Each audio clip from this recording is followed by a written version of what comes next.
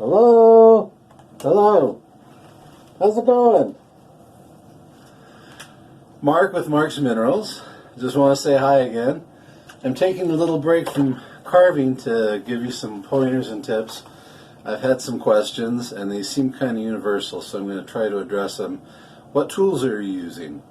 So that varies from stage to stage, and I'm going to try to give you an idea of what I'm looking at when I'm looking at the stone, assessing the stone, figuring out what I'm going to use.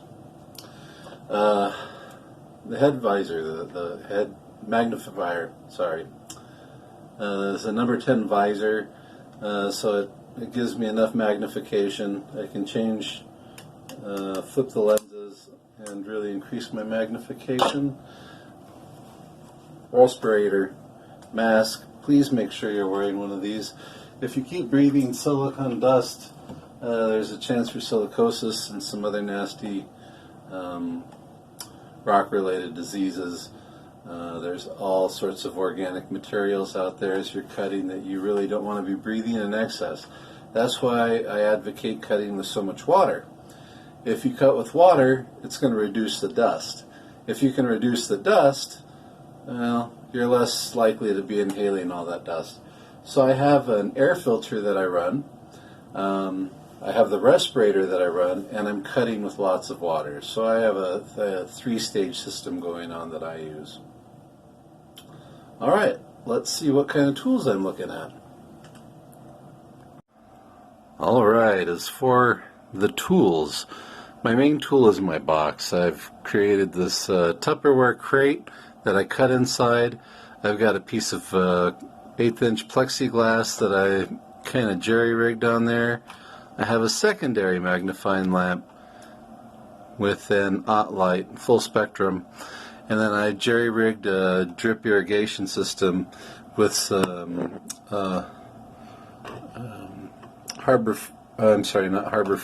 Home Depot drip irrigation system. It's in the neighborhood of about $5.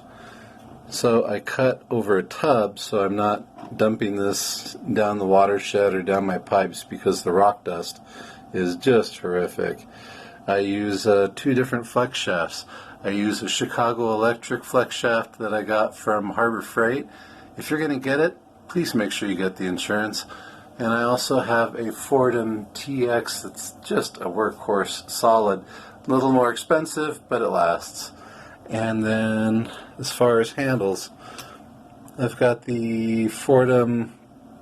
It's a fairly quick change handle, and it's more streamlined. I like that. I have this quick change handle, and this is fantastic. It only accepts 2.35 millimeter bits, but amazing. I have the sponge that I wipe down my plexiglass as I go.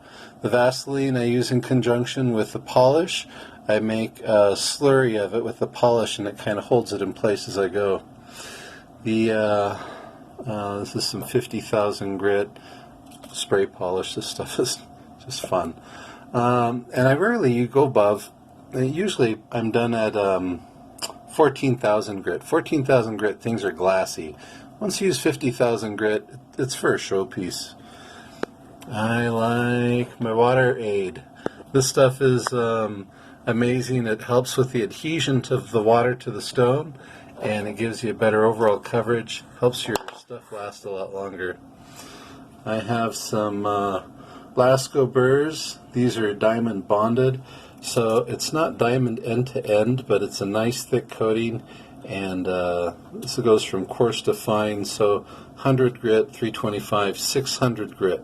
So after 600 grit, you're pretty much ready to do a final sanding and polishing. I have some diamond sintered burrs that they also have. I like the cylinder. The cylinders are good because they allow you to kind of clear a large, wide field. I like the bullet points because it allows you to get into fine little spots. These inverted cones are amazing for tight little areas. The cylinder with the rounded point is good to reduce scratches.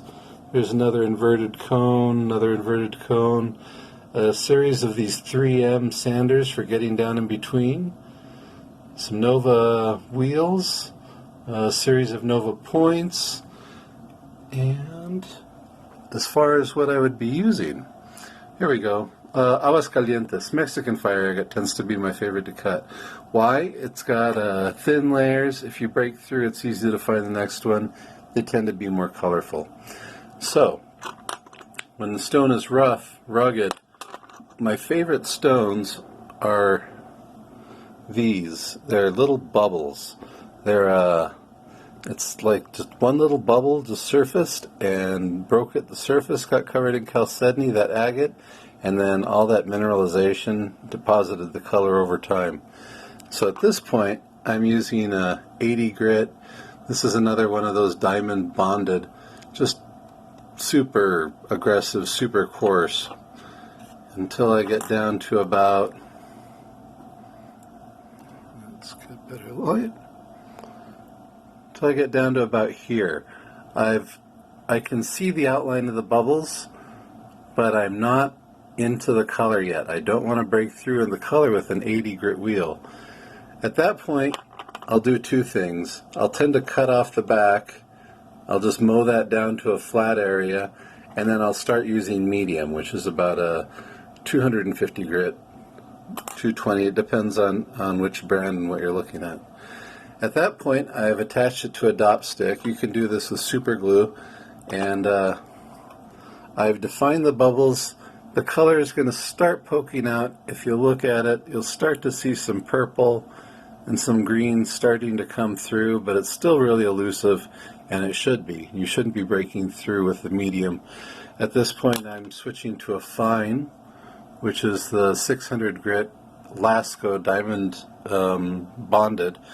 Pardon me. And I define my colors. I define my bubbles. And once I start to see more color, I get rid of that, and I'll switch to either or sometimes I'll alternate. Right here we have Nova points. These are Diamond Pacific Nova points. They're fantastic. They have to be used with water.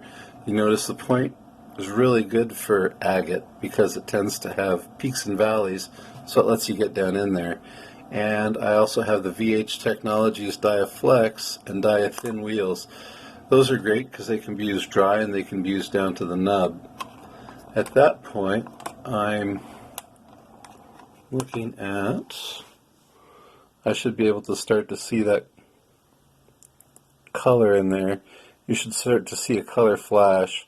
And notice there's still a little bit of brown as I turn it. Let's get this right. There we go. What I'm looking for as I rotate, it should maintain color. And when I stop rotating, or as I rotate it, if I see a part that's brown or coffee colored and the color goes away, kind of like here, see that shift?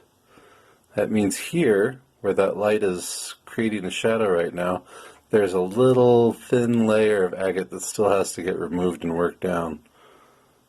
So whenever it goes brown, that means you have to go a little further. And when I'm done, when I've achieved the color that I'm looking for, I like to use a soft bristled wheel. These are Diamond Pacific too. And again, the polish, which is Diamond Pacific. And this is just a 14,000 grit. And by that time, I've got a really nice finish. Alrighty. So, one of the things that's most important is obviously your mask, being safe, and please remember to take frequent breaks. I say this for a few different reasons. You want to stop and reassess your stone as you go. You might have uncovered a color from a different angle that you just can't see where it's still positional. Sometimes you'll be cutting down into the agate and it'll seem purple and you're thinking, oh my gosh, this is beautiful. But if you just looked at it from the other angle, it might have been pink or blue. And it really is positional until you shape it. You're giving it definition and you're choosing where you want it to be. So thanks again for watching Mark's Minerals videos, and I really appreciate your questions. Thank you for everyone, to everyone who has liked and subscribed, and I look forward to seeing you again. Thanks, and I'll talk to you soon. Bye.